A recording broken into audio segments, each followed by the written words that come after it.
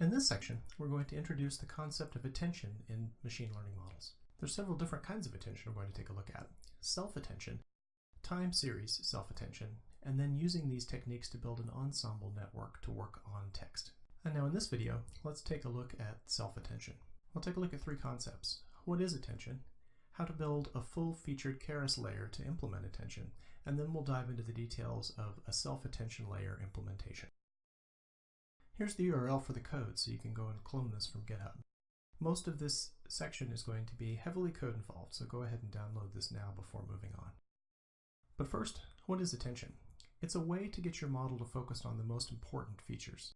The thing that's novel about it is that it uses softmax at the interior of the model. To date, we've been using softmax as an output system to generate probabilities and scores for classes. But it's also a possibility to use softmax as a way to normalize a stack of numbers so that they all sum up to 1, effectively giving a percentage probability weighting to a set of data. And then you can use that to reweight your input data so that only the most important aspects of the signal makes it through to the next layer. Let's go ahead and open up the code file and start to take a look. The module we're looking for here is attention.py, and we'll go ahead and zoom in on this in the editor so that we can see the code. We'll start off by taking a look at everything that needs to be imported in order to get going. We need Keras, and then a few layers and activations, initializers, regularizers, and constraints, input spec layer, and then a new thing, the backend, where we're actually going to have direct access to Tensorflow's math capability. Now we'll take a look at the definition here of what's going into the layer. We're going to be implementing a softmax scaled attention mechanism. The idea is we'll learn a series of weights and values to apply softmax over our data. And it can have an activation, which is going to let this layer learn in a nonlinear fashion. And then if you don't have an activation, it's just going to be a linear function. So this is a way to introduce some complexity into your model. The kernel initializer is the randomization function to set up the initial weights matrix. Remember, these machine learning models start random and then learn. Then we have the kernel regularizer and kernel constraints for advanced applications, such as when you need to penalize your learning algorithm or clip values.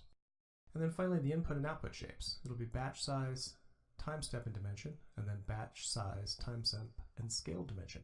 We're not going to be changing the size of the tensor here. We're just going to be multiplying the dimensions by the softmax generated scaling factors. And so we have a skeleton of a fully featured Keras layer.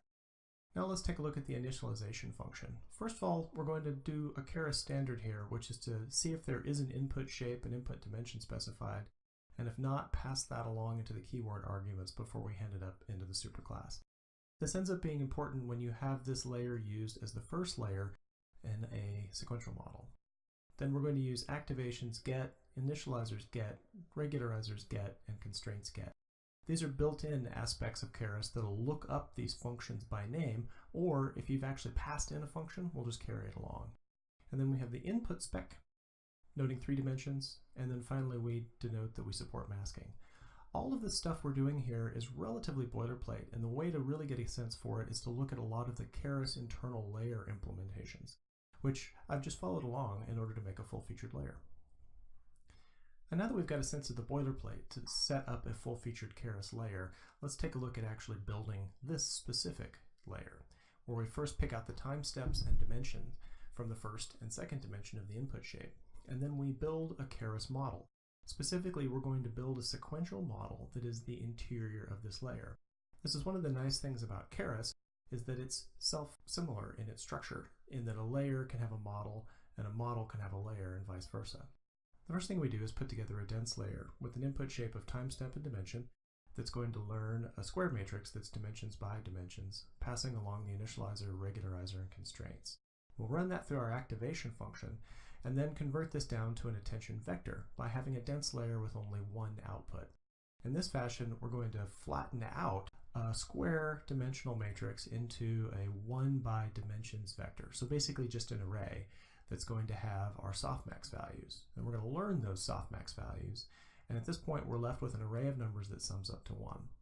Now here's the trick, is we need to tile this across all of the dimensions, because we're going to be using permutation in order to reshape what we've got back into time steps and dimensions. So at this point, we're back to the same shape we started off with. We have a matrix that's the same shape as the input, except that inside of it, we've got numbers that add up to 1 in each dimension.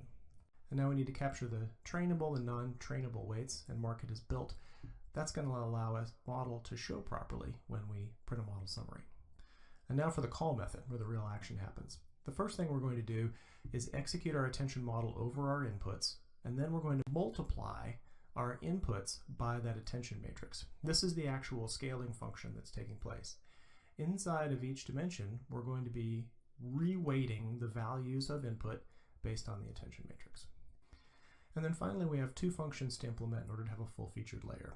Computing the output shape, in which case we just echo, and getting the configuration, which allows us to save and load our layers so that once we've trained a machine learning model, we'll be able to use it later on in order to make predictions.